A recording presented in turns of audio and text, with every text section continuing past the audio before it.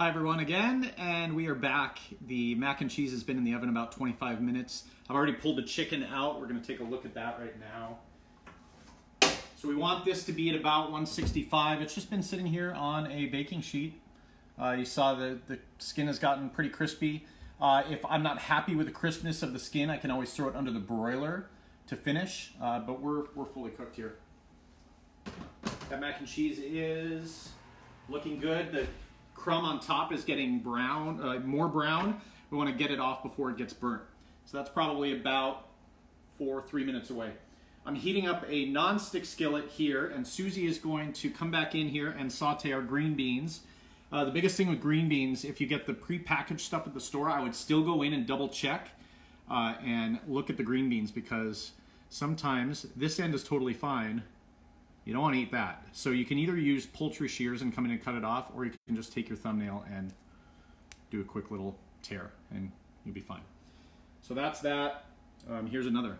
So here's what it looks like. So I'm just going to pull that right off. So you want to go through and just double check that they didn't miss anything if you do one of those pre-packaged. Here's another one. See?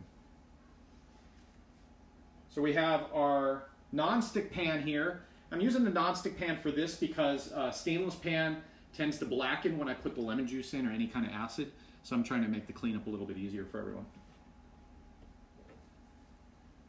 Olive oil. So Susie is going to come over and pour a little bit of olive oil into the pan.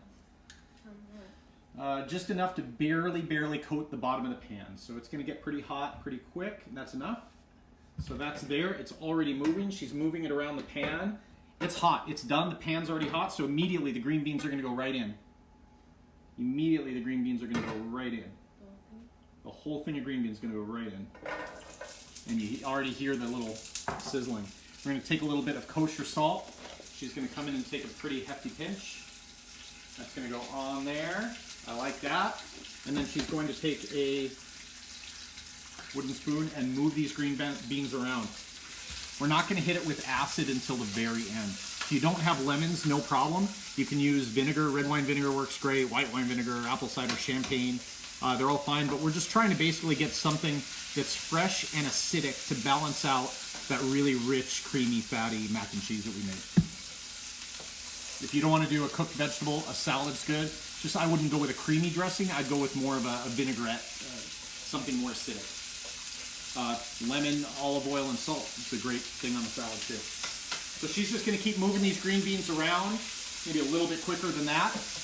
What we're trying to do is keep the crunch of the green bean there, but still fully cook it. So there's kind of that fine line of it becoming mushy and really getting a good saute on it. So we're trying to brown it. It's going to keep going. So all we've added right now, olive oil and salt. We're going to add pepper to it. We're not going to do that till the end, because we have this on super high and this pepper will burn. So we're going to wait. That'll go on at the end. Looks like we have a couple of stragglers. They're going to go in.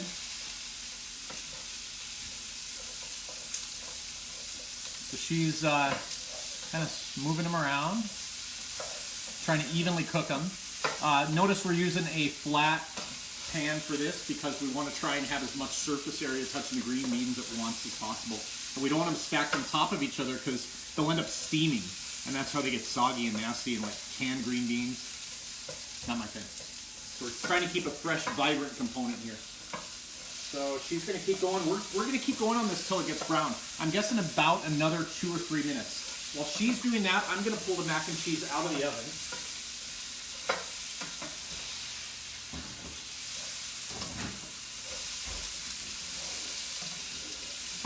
We'll see what this looks like here in a second. Move the chicken.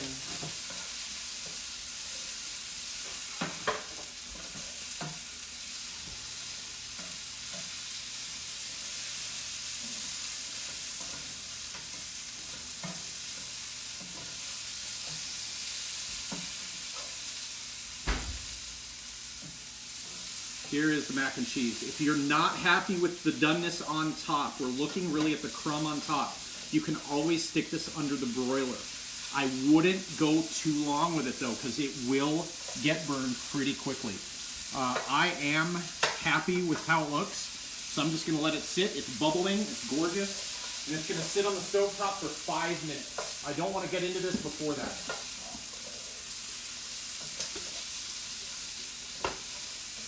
Green beans are still going, probably another 1 minute, and then we're going to add our black pepper and our acid.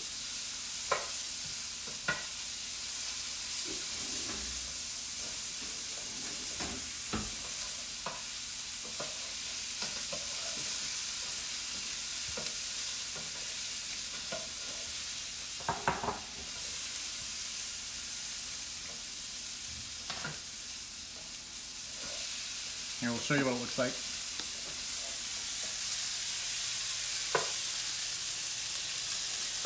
So they're just moving around the pan. We're trying to get a little bit of brown on them, just kind of on the outside. So we might actually let it go for maybe another 30 seconds or so. If you feel like there is not enough sizzle, not enough fat in there to kind of help cook it, you can always add a little more olive oil, but just know we have a ton of fat coming from that mac and cheese and from the chicken skin, so we're pretty good. As you're cooking, I'm actually noticing here, I'm looking right in here, I'm going to grab with tongs and show you this. Here's yet another green bean that has a little top, the undesirable. So I'm going to find it, slice off the part I don't want, put it back in. And at this point, we're going to hit it with acid. So Susie is going to squeeze some lemon right on there.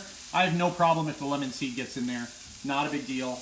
We're going to end up using these same tongs to pull the green beans out, and that seed may end up at the bottom. Going to squeeze as hard as she can, get as much juice out of there, and just keep going with lemon. As she's squeezing, it's going to get dark. I'm going to turn the heat down to low, and then add a little bit of pepper while this is going on. So I'm assuming for this amount of green beans, we're going to put 1 lemon in there. But this is something to taste. So as you're doing this, you're going to want to keep tasting and make sure that you're comfortable with that level of acid. So here's what that green bean looks like now, right? So see how it has a little bit of brown, but it's still going to have a little bit of bite to it. All I'm doing is checking for acid level. It needs more lemon and more salt. So another lemon is going to go in. She doesn't like it when it's super lemony, so I guess we're not going to go too nuts. But it'll be a nice break as you're having this fatty, creamy mac and cheese. So we're going to do maybe just another small half instead of one of the larger halves, because it is not very lemony at all right now. So go ahead with that little one. And we're going to add a little bit more salt.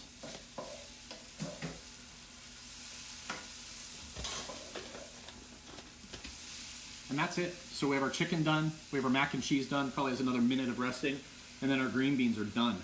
So we're going to turn the heat completely off here. She's going to give it a couple more stirs, and then we're going to plate it.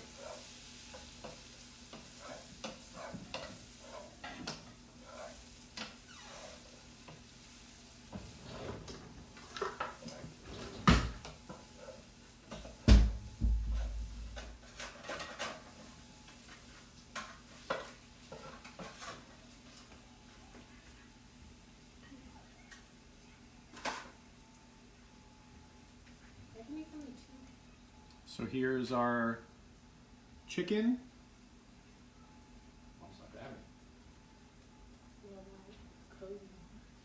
I'm going to grab another spoon, and we're going to get our mac and cheese.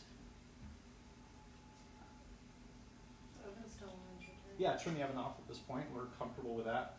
So for this part, it's pretty hot here. So rather than chance it and have something slip off the stovetop, I'm going to use a little pot holder here. This mac and cheese is going to go right on the plate.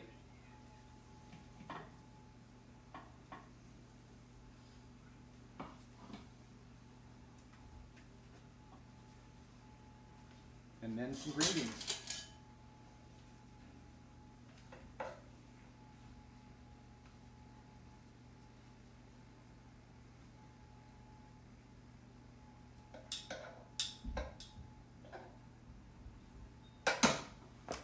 Susie, do you want to hold this up to the camera so everyone can see? 2 hands, please. And Susie is going to now present to you our done plates. So there's our mac and cheese, green beans, and chicken. And Susie, will you say bye to everyone? And Buddy's saying bye. So thank you, Susie, for your help tonight. Great job. This was a super easy menu for anyone to do, and I hope you enjoy.